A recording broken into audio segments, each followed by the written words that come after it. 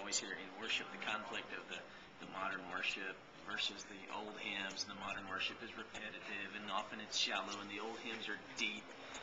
But you guys seem to bring a depth to your lyric that I think is really refreshing. It's your style, of course, just is right there, and but then there's a depth to your lyric that I just appreciate. What kind of births that lyrically for you guys?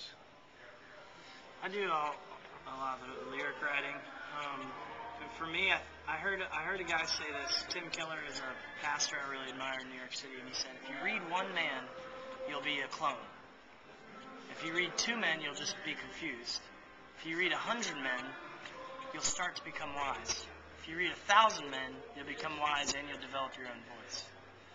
And so for me, it means just devouring as much truth and as much perspective as I can from other people.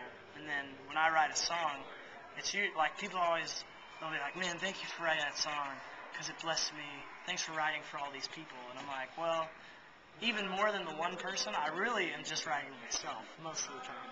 And I read these things in God's Word, the truth of God's Word, and then I look at my heart and I'm like, oh dang, they're way different. And so I usually write a song out of the collision